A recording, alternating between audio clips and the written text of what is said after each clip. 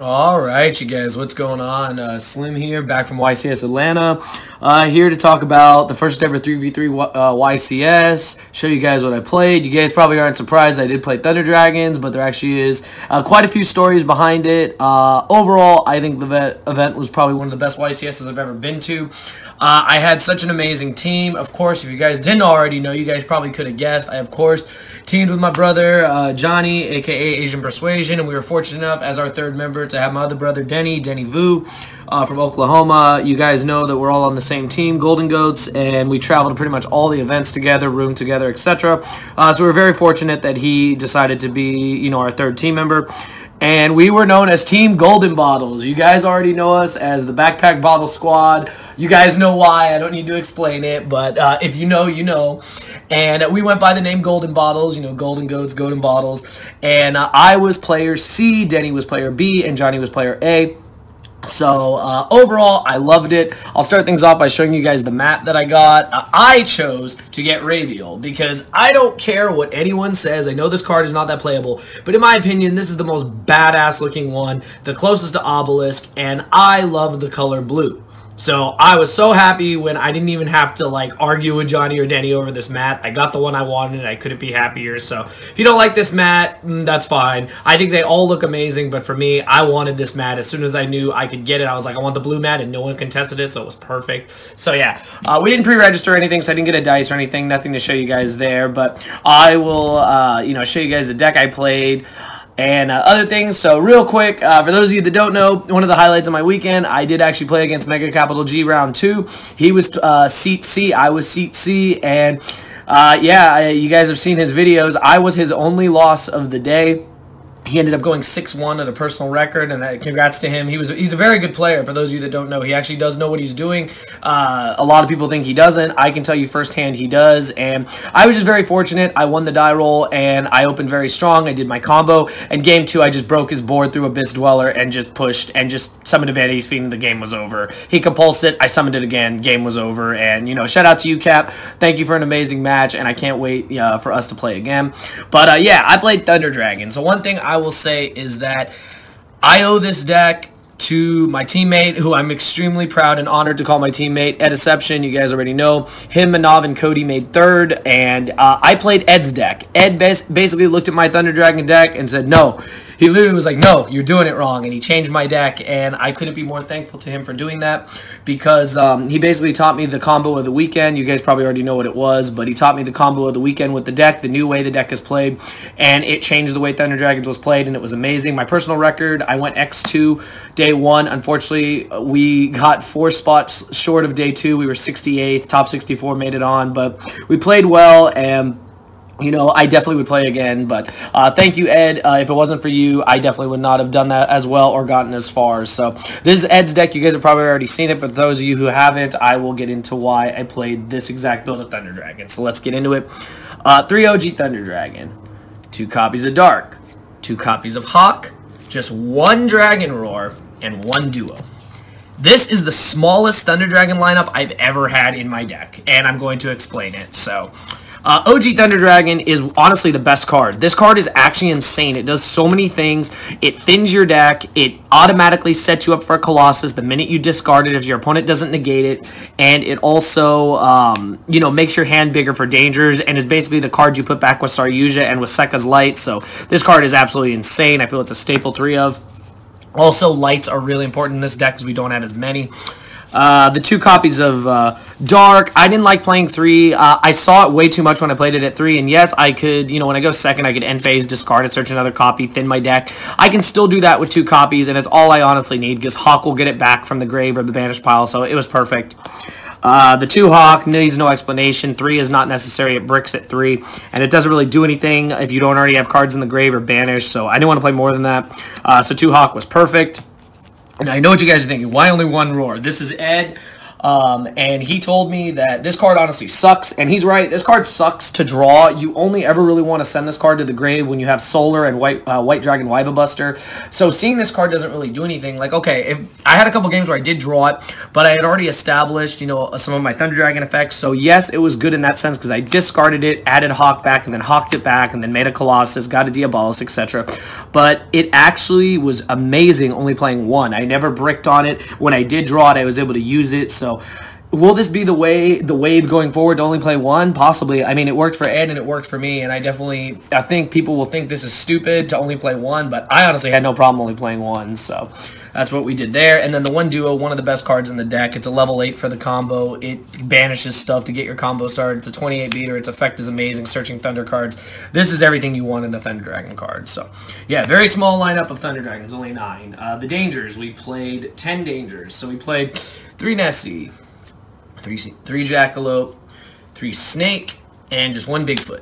Now, I know what you guys are thinking. Where's the Mothman? We cut Mothman to include some of the new cards that are in the new combos. So these need no explanation. These are all the best Dangers. You should be maxing out on these. Snake kind of sucks, but, I mean, you can side one out when you're siding. Honestly, this card sucks. This card is, like, the weakest Danger. Like, yes, they're all, like, guaranteed something, but this one honestly sucks after you've already done it. So, yeah, not really a fan of Snake, but, I mean, for game 1, you need as many Dangers as possible. So we played those 9, and then Bigfoot. Man, this card was insane.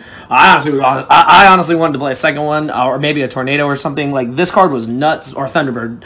This card was nuts because the fact that it's a level 8, it's a dark, it does so much for the deck, plus it can pop a Floodgate because it hits face-up cards, not face-down, so that's why this card is really valuable. The fact that it's 3,000 is just insane. This card just beats face, and you'll notice there's another really crazy card here in my deck that it basically does the same exact thing. So this card was great. I could definitely see myself playing more than one in the future. So that is it for the Thunders and the Dangers. 10 Dangers, 9 Thunder Dragons so far. On to the normal summons. We only had 5. We had 3 Phantom Sky Blaster and 2 Solar. Shout out to Denny. I finally got my hollow ones. Sky Blaster is the better normal summon. That should be clear. Honestly, like, I don't really like the normal summons in this deck, like, as much as I used to. Sky Blaster is clearly the best one, and Solar is fine if you have the White Dragon Wyva Buster, but honestly, like, I would always side these out because the normal summons were just not as strong. Like, you have better side deck cards going second, so I definitely don't think I would play 3 Solar. I mean, it might change, but Sky Blaster is definitely the superior normal summon when you're trying to combo because it makes your Saryuja. So those are the normal summons. And then on to probably the best part of the deck, which is the Dragons. 3 White Dragon, 2 Dark. This is standard ratio. Don't need to explain anything there. 2 copies of Chaos Dragon Levianeer and 1 Diabolos. So I know what everyone is thinking. Slim, where's your 3rd Levianeer? And this is where it's going to get spicy, you guys. So I unfortunately do not have access to the prize card. And trust me, I wanted it more than you can imagine.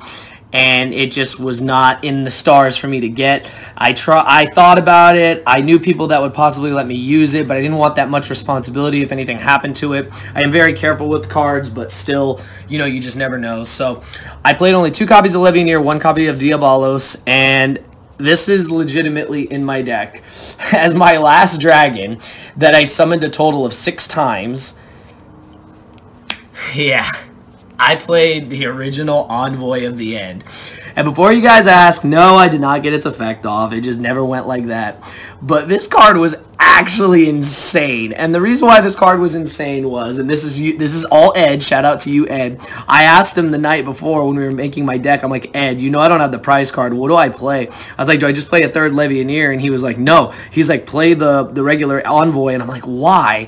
And he said, because Levianeer is a broken card. We know this. But it requires 3 cards to be banished, whereas this card only requires 2. It's a level 8, and it's a dark. It does everything I need it to do for the combo in my deck. And best believe, when I drew this card, I summoned it.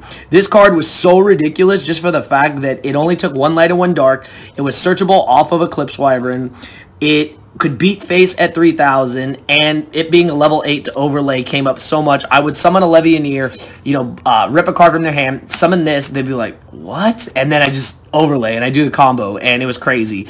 And no one saw it coming, and it actually beat face several times for games. So someone did 6 times in seven rounds. I think that's pretty good considering. So this card was insane. Obviously, if I had the prize card, I'd play the prize card. I know a lot of people told me I was stupid for playing this card, and I thought that maybe I was until I realized that, you know, this card is basically just the Chaos Vanilla I needed to complete my combo. So this card was nuts. If you don't have the prize card and you want to try the deck out, play either a third Levianeer or play this. This card was ridiculous. This card shouldn't have been good, but it was amazing for me. So yeah, shout out again to you, Ed, for that. Then the one Eclipse Wyvern.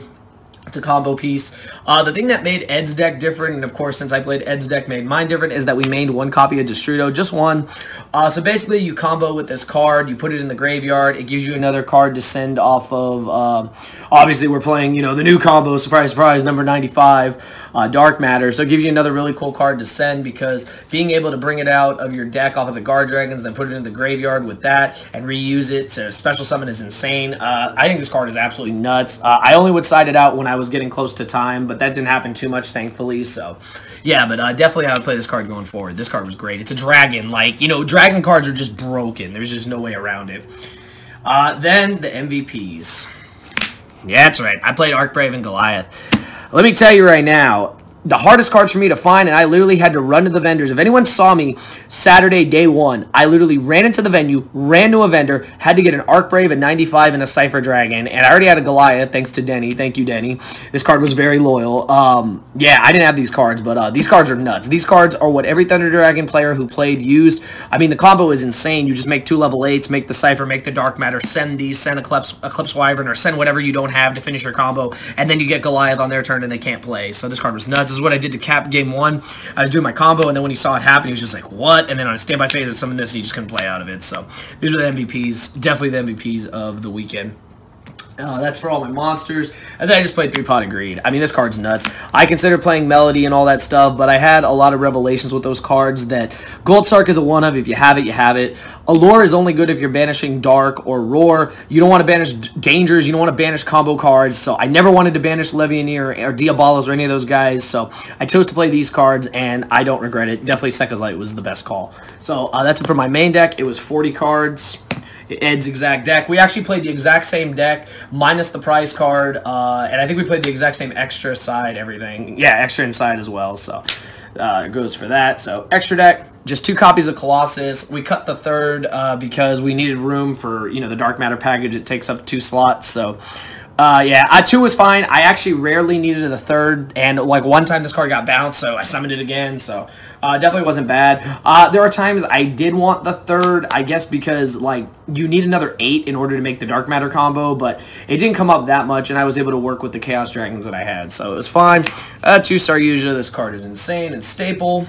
Don't need to explain that. Does everything for you. Link Spider to go with the Phantom Skyblaster tokens.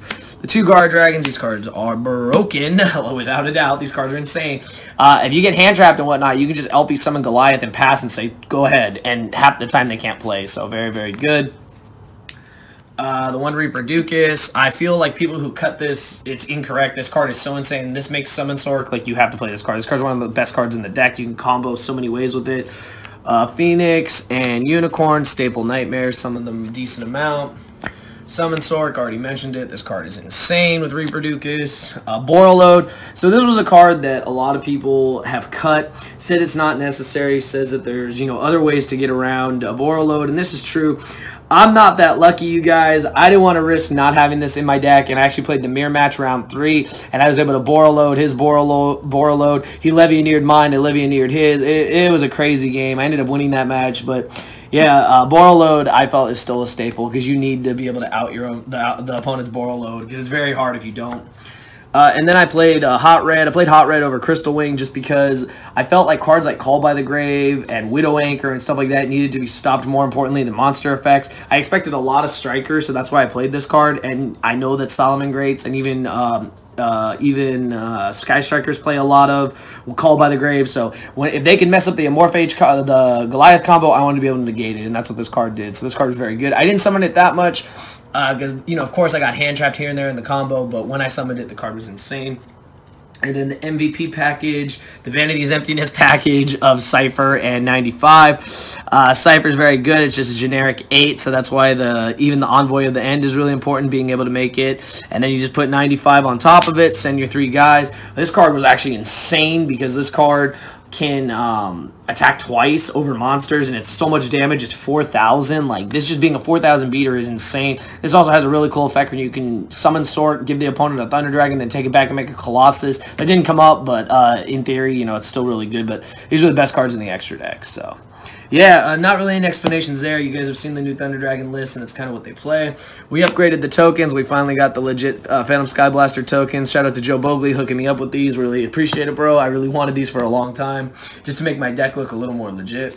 And then on to my side deck. My side deck is very standard, same side deck as Ed, but we play just really good cards. 3 Phantasme. Shouldn't need to explain. This is the best card from the latest set. Probably one of the best cards in the game right now. This card is maxi and fixes your hand. Like, what else could you want? This card is nuts. This was my MVP all day. 3 Vanity's Fiend. Shout out to my boy Andrew for the hookups on the holos. I was playing commons before. This card was broken. This card was utterly broken all day. I literally just summoned this card and they lost. Very few times were they able to out this card. No one respected this card, and I believe Ed's list and my list were the only ones playing it. I don't understand why. You can side this card going first or second. Like, you literally break a board, summon a Vanity's Fiend, and the game is over. You can literally just go first and summon a Vanity's Fiend, and half the time the game is over. In the mirror match, there was no out. Like, literally game 3 against the Thunder Dragon player, because I couldn't break his board game 2. I literally just went reveal danger, summon danger, tribute for Vanity's Fiend. He literally drew his 6 cards and says, I don't think I have an out to that in my deck, and then I just won. So, this card is absolutely insane. I feel you have to play this card. This card is so good against Salad, too. Like, yeah, they might have the impermanence. Yeah, they might have something to out this, but if they don't, I mean, you just win. Like I said, against Cap, I literally just summoned this, and he couldn't do anything, and he compulsed it back, and I just resummoned it, tributing Levianeer, and the game was over right there. So, the card was insane. 3 Prankatops. This card is very good. During one of my really serious games, Game 3 against Salad, I had this, and I had... can't remember. I had a Phantasme, then I had this, and Denny was able to show me the way to game. And yeah, this card was insane. This card is easily one of the best side deck cards of the format. I feel it's a staple in every side deck. For the mirror match, I just sided 3 Lancia. I valued this deck a lot. I felt that, you know, if all the good players are playing this deck, you know, this card is one of the best cards against them. It stops so many cards in the deck that I feel it basically can buy you a turn, and that's exactly what you want. It's like a D barrier against the deck. So the card was really solid. You guys know how much I love Lancia, and yeah, I was playing Lancia again. 2 Denkos, yeah, back row decks. I played Guru Control round 1. Shout out to you, bro. He bricked, unfortunately, and in game 2, I summoned Denko. He Kaiju'd it. I summoned another Denko, and it was game. This card was nuts. A lot of people don't like this card because, you know, there's outs to it, but, I mean, I still think this card is really valuable. Plus, you can search it with duos, so I feel there's a lot of merit to still playing it in Thunder Dragons, and I think 2 is fine instead of 3. You side out some of your normal summons for it. And then we had a flex spot. The 15th card was a Kaiju. I really didn't know what to put, and Ed and I just decided on a Kaiju. I feel we could have put a Zombie Stein or something. I didn't know what else to put. I didn't want a 3rd Denko, and I thought, you know, if I play against Striker, I actually lost to Striker. I got bodied by a Striker player, but this card was insane, like, in theory, that it was going to be just there, just, oh, there's a monster, Kaiju it, okay, yeah, you know, their whole back row is turned off, but, if I was to go forward, I don't know what this last card could be, but, I mean, it was a flex spot, so that's what we ended up doing, and then shout out to Johnny for my broken Link Karibo field center that I used all day, even though I didn't need one, I just wanted it, because I saw it in Johnny's box, and I was like, yeah, this card's nice, this field center is nice, but yeah, that was the deck, you guys. Shout out to Ed again. You are my spirit animal in this game, if you did not know. Ed really is, you know, responsible for this deck, and I can't thank him enough for helping me, you know, find the right build of Thunders and do... I think I did decently well ending X2. I really feel had we made it to day 2, we could have won and topped. I say that very confidently. I was very happy to have Johnny and Denny as my teammates. Denny and Johnny have a lot more experience playing. Johnny being a regional warrior, Denny having, you know, having the premier tops, having the endless regional tops. You know, they were just really good teammates to have, and I never wanted to let them down, and I really tried to pull my own weight. None of us were really carrying each other the whole time. We really just, you know, they both played Salamangreat. I played Thunder. I don't like Salamangreat as a deck for me. It's just not my cup of tea. And this is the deck I know. This is the deck I enjoy, and I know how to play it. And thanks to, you know, teammates like Ed, Manav, Cody, they all, you know, gave me pep talks and stuff on how to just play better and how to, you know, be confident going into every match. And I couldn't, you know, be more thankful to have them, you know, not only as teammates but as friends, and, you know, people that, you know, just keep helping me push forward and get better as a player. But yeah, overall, I love this deck. I love the event, and I hope that they have more future Team YCSs in the future, because I will definitely attend them. And you can best believe Johnny and I, and hopefully Denny, will be teaming again, because I feel we were a force to be reckoned with. And yeah, until next time, you guys, I hope you guys enjoyed the deck profile. Any questions, leave them down below, and I'll see you guys next time. Thank you for watching.